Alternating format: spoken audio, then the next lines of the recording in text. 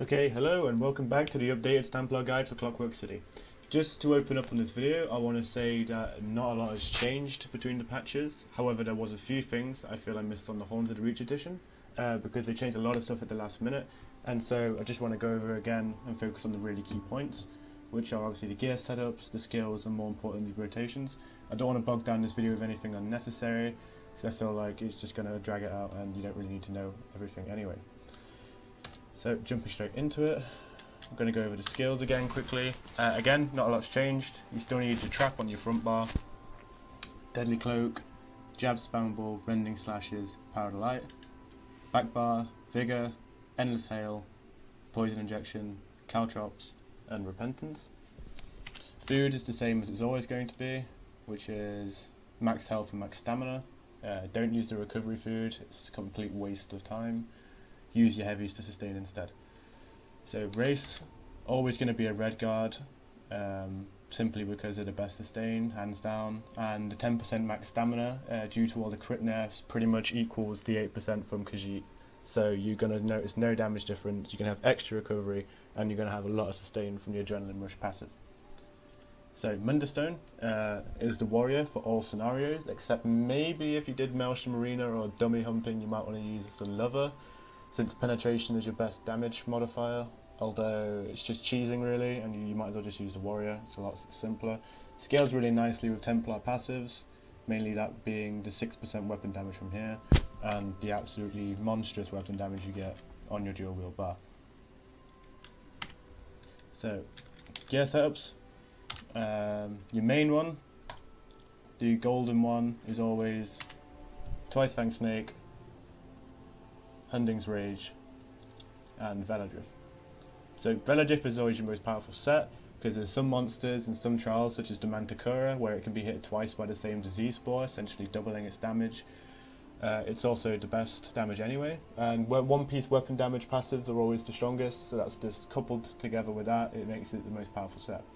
You can run Stormfist if you want, although it does, while it roughly does the same damage on its proc, the one piece is not very good at all. It's stamina recovery, which you don't really need, and will lower your overall damage. So, that's that. Twice Fang Snake, if no one else in your team is stamina and running the support sets, i.e. Nightmother's Gaze and Sunderflame, this will still be your best bet. You need that extra 4.3k penetration to equal the magic users when they get from the light armor passives. So that needs to be on if you're not running any support sets. If you are running a support set, i.e. there's Sunderflame and Nightmother's Gaze in your group, you can switch to one of the other sets. You have quite a lot of choice with this, but I think if you were to go hammer out your damage, you know, the groups helping you achieve your penetration, Vicious Ophidian will be your best damage set. Now, it's one of the only few sets of stamina that's actually useful to give you minus Slayer, the other one being War Machine, but we'll get onto that later. And this one gives you absolutely insane sustain. The 8% feels like a lot more when it's active on both bars. When you're taking 8% off your Caltrops throw, you can really feel it. So if someone's generous enough to run the support sets for you, then get yourself Vicious Ophidian and Hunding's Rage. Although I'd recommend that everybody splits the stamina sets up, so one of you will run a support set and a damage set, which is why on my War Machine setup I always keep Nightmother's Gaze on, and use another set with me. So that's that. The other set is if you want to be the full support bitch, so maybe you've got a friend in your group that you want them to hit really high, you can run Nightmother's Gaze and Sunderflame. I don't have it saved on here. Yeah, you'd only have to change your rotation a little bit, which is swapping one of your heavies for a light attack. Personally, I keep Sunderflame active on both bars because it's harder to proc, a fully charged heavy attack. So if you do something like a Fearing Archive and say first boss where you have to run to your portals, if you have Sunderflame active on both bars, you can bow heavy to keep Sunderflame active, while Nightmother's Gaze can simply be kept up by putting Hail down on the boss and switching bars. Okay, so next setup will be War Machine Nightmother's Gaze. Just got on. So yeah, I use one War Machine dagger and one Nightmother's Gaze dagger, simply being you don't need War Machine active on both bars. You will never fire your Crescent Sweep on your bow bar, it will always be on your front. This is because of when you do the rotation to increase its uptime, it has to be cast both times on your front bar. So if you run 1 Night Mover's Gaze Dagger, which also keeps active on the back bar, you actually keep 4 War Machine and 4 Night Mover's Gaze on your bow bar, which is more passives. If you had 5 War Machine and 3 Night Mover's Gaze on your bow bar, you would lose a passive. So that's the reason why I run it like that. In terms of traits, I always have, on every single setup I run, I always run 1 heavy chest. Divines, because if you keep it Divines and you use a health glyph, you're getting a damage bonus from increasing your Mundus Stone, while still keeping the health benefit from your glyph. If you were to run an infused health glyph, it wouldn't work at all. But if you run a stamina glyph on your chest or big pieces, it can be infused. There is absolutely no damage difference, which is why I run infused on the legs, simply because I like that tiny bit of extra stamina. So another setup I use, because the Templar has Repentance and you can get quite a lot of your stamina back from that, if there's ever some easy content that requires a tank, you can simply put Range Taunt on your bow bar, put Inner Fire where Poison Injection used to be, and then if you stick Mighty Tudor on instead of Veladrift, you get nice 3k overall resistance, a health passive, and you get Major Ward and Resolve up. So with them 2 up, I've got nearly 25k spell resistance, 22k physical. That's without Combat Prayer. So if I had Combat Prayer, I'd get more. 1,320 more. So it makes you pretty tanky. I mean, your health is 21k without Ebon and a Horn. So I think when Ebon and a Horn is active, you go to 24.4k. You're basically a tank. I mean, you can pull some seriously nice damage doing this. So it's always worth it to run. So another key change this patch was Maelstrom Arena weapons. They've become a 1-piece set bonus now, which means that having an infused dagger no longer increases your hail damage. However, I still keep infused simply because my poison enchant is doing lots of damage. I mean, self-buffed even without fracture, it's doing 2 to 2.5k. I haven't really tested it against Nirnhound, but I honestly can't see how it's doing more than Nirnhound. Simply because Nirnhound is what, 100 and something extra weapon damage. Maybe for AoE situations, because infused will be pure single target and Nirnhound will affect everything, maybe that's why. But personally, I think with reducing the enchantment cooldown on your offhand as well, which is a weapon damage enchant which affects everything as well, I honestly I wouldn't waste the time and the mats making a new dagger or farming a new one, or even wasting 50 of your crystals. Just keep it infused, personally. So onto your bow bar. You still use sharpened if you're not at penetration cap, because it's the best overall damage. If you are at penetration cap, Nirnhound will be your best bet, because it affects all of your bow damage when you go into your dual wield bar. If you use something like Precise, it wouldn't really carry over, because as soon as you swap bars, you're losing that crit bonus. So yeah, you need to buy or make damage health poisons. I'm not quite entirely sure how you make them, but I'm sure if you quickly Google it, somebody will tell you. And they can do some seriously nice damage. You're talking 1 to 2k damage DPS, which is really, really nice. However, it does make you need to proc your bow a bit more. So if you run these poisons, you really can't have sloppily light attacks on your bow bar, because not only does it affect your Hawkeye, that passive there, but if you start missing light weaves on your bow bar now, you're going to stop. You're not going to proc your poison as often at all. So it really needs to be a lot better. Go to a dummy, practice your rotation, get it down correct. So CP setup next. There's actually I never actually use the same CP in the same location ever. There's a few things that will always stay the same though, which will be your Mighty will always stay the same at 64, your Thaumaturge will always stay the same at 61, and now with the extra 10 points, your Master at Arms will always stay at 28. The two things that differ now are Precise Strikes and Piercing. So you've got to do the calculation yourself, how much penetration you were at. So if you're running Twice Fang Snake, Sharpened Weapons, ECP, Crusher, Alkosh, Sunderflame, Night Movers, you've got to add it all up. And I think the base of many mobs in trial bosses is 18,200, minus the 100 base penetration you get is you need to add up to 18,100. For trash packs, most trash in this game, including pretty much everything in VMA, only has 9,000 resistances. So you're always going to be, there's no way you're not going to be over penetrating in mod packs. So just forget about that. Personally, usually if I'm not at penetration cap, i.e. there's no form of major fracture, I always go down to 37 precise strikes as the lowest and pump it all into piercing. Now if you go over 40, you start getting, you've reached a point of diminishing returns where it's no longer going to be needed. So I would never go over 40 in piercing and never go in 37 precise strikes. Now, because of how weirdly all this is calculated, there's going to be a million different guides telling you a million different ways to do your CP. This is what I run, and this is a video I've made, so I'm not going to go into what other people are doing, but personally this is always how I get the best results. So yeah, if you have Sunderflame Night with his Gaze, simply take it out to the required level. Say I'm getting 16k penetration and I need to make it 18,200. I'll make that 2.2, which would be 24 piercing, and then you can either add to 44, I'll go even further to 52, and then slot another one in there just to mop up a little bit. In terms of penetration, I don't really take something into consideration if it's got an under 50% uptime. So if you've got one tank running Alkosh, I wouldn't even consider that, because this is going to have such a high downtime that you're going to be losing damage under 50% and it's not up. So if you're unsure on your uptimes and you're unsure what people are running, just pile it straight into piercing. If you over penetrate, shit happens, move on with it, deal with it, and yeah, so you're not going to be pulling these super high passes anyway unless you've got all these support sets. And if you don't know what your group is running, you've already lost. You're going to be all over the place and it's not going to be end well at all. So, just put that back.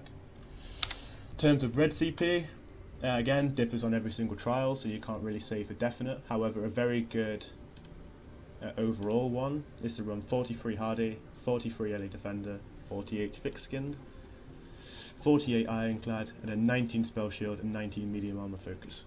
Now, I only run Armor Focus on stamina builds because you're in the grill of the boss and you're going to face a lot more physical damage than a Magicka DD would, for example. So I put 19 there. If you're in somewhere that's mainly magic damage, for example VMOL, where Ratcat, there's nothing in Ratcat apart from his platform stomp that is physical, so you just take all out of Hardy, all out of Medium Armor Focus, and put what you have remaining into LA Defender and Spell Shield. Same for things like AA, where it's a lot of magic damage, and so on. But if you're really unsure, keep with the original setup, keep with the 43, 43, Thick Skin. Keep it like that if you're unsure. Do not change it unless you're certain of how much damage it's going to be of each and if you're going to survive or not, because you don't want to be a burden. So on green CP, I always keep 66 in Warlord. Personally, it doesn't make a lot of sense actually. It's one of my, I don't even know why I do that, but I'd hate having to break free. There's doing VMOL a lot recently, and Meteor catching, and Unstable Voids just really get on my tits, especially at that certain platform when I'm going to be running out of stamina anyway. I really just don't like it. And then always do 75 Tenacity, 75 Mooncalf, and then put 4 anywhere else. The green tree, it doesn't really matter. Like, as long as you've got at least 75 into Tenacity, you're not going to notice where the others are going. So do it exactly how you want. I don't really care.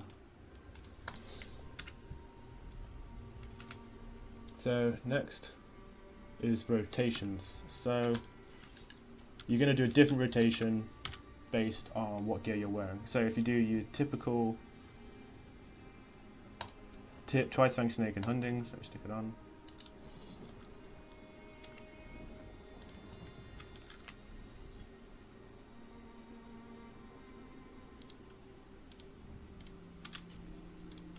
Yeah, in fact, I put Night Mother's Gaze on. I always run Night Mothers now, simply because I really like the set. And due to the loss of penetration from Sharpened and Twice Fanged, it's actually really, really nice now. You get the best results in solo content with it, easy. Again, always heavy chest with max health. So when you're doing these passes on these dummies, if you see anybody link them, I mean, if I were to wear a medium, I'd get 1.5% extra crit. I'd also get 1,000 extra stamina. which would make me hit higher. But personally, you know, I like having a big chunk of health. There has been so many times in raids where I have been knocked down to 1000 HP and someone with Breath of Life done saved me, which means if I didn't have that piece of heavy on, if I didn't have that extra 1k, I would have died a lot. And you really notice how much that 1000 actually gives you. I mean, with a horn, you get a 21k easily. So if you're, you know, not a pleb and you aren't standing in a big boss AoE, you should survive with 21k HP. So, bow bar is, so every single rotation you will do on the Stamina Templar, whatever gear you're wearing, the bow bar will always be the same, which is caltrops first, light attack, I said hail, sorry, caltrops next, light attack, injection if it's below 50%, or it's your ultimate's not ready, and then fire your ultimate. So hail, caltrops, inject, ultimate, and back. So every rotation, always the same. Now, with Twice Fang Snake and Night Mother's Gaze, you would run the bow bar, blah blah blah blah blah, and when you come onto your dual wheel bar, light attack rending slashes, heavy attack powder light, heavy attack trap, heavy attack cloak, and heavy attack jabs, light attack powder light, repeat. So bow bar, then light rending slashes, heavy attack powder light, heavy trap, heavy cloak, heavy jabs, light power, repeat. So the way I do this, and so when guildmates and everybody asks me like, oh, I'm hitting a little bit lower, can you give me a bit of tips on stamina? One of the things I see people doing is that their animation is going too long into heavy. So if you hold down your heavy, he starts on the right and he swings to the left. So if your character does anything to the left hand side of him, you've held down your heavy for too long. So what I usually do is you keep left click held down all the time. So you keep it held down, and as soon, like half a second after he started pulling his arms back for a heavy, you then press the button. So keep left click held down, rending, power now, trap, press cloak now, and then press trap now, powder light. So press rending slashes, trap now, cloak now. So it's immediately after he starts charging. So that will shorten down your heavy time and increase your damage. Now, that's your pretty standard one for everything that isn't War Machine. So if I can get out of combat and it lets me.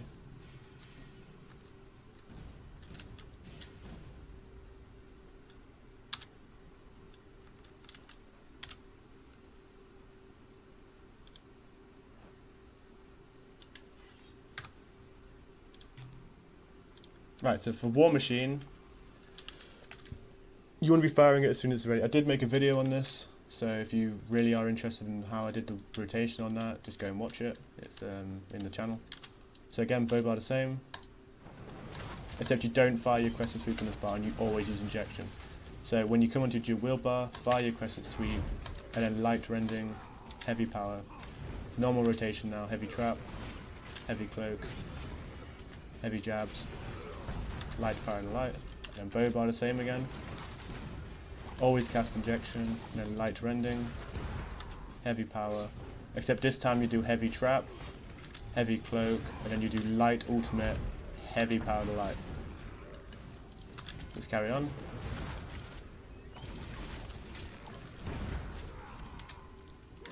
Do one normal rotation here.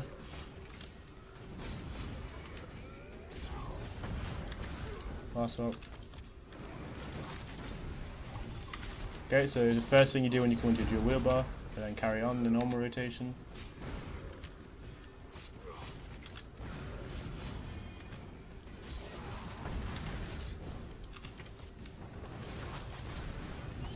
This time you'll be casting a light attack after your cloak. Heavy power, heavy trap, looks almost ready, and then light, and then heavy power light.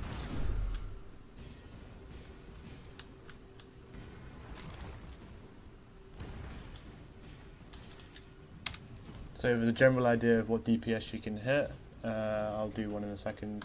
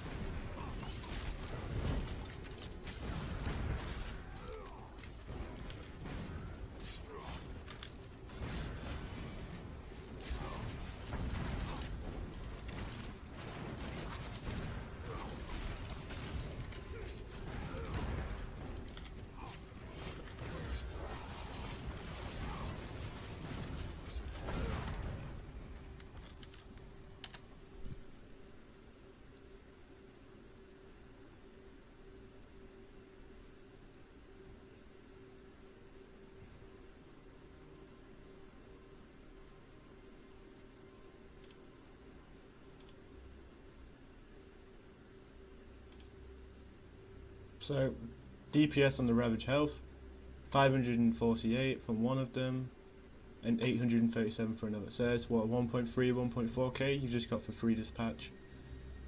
So yeah, it's pretty nice.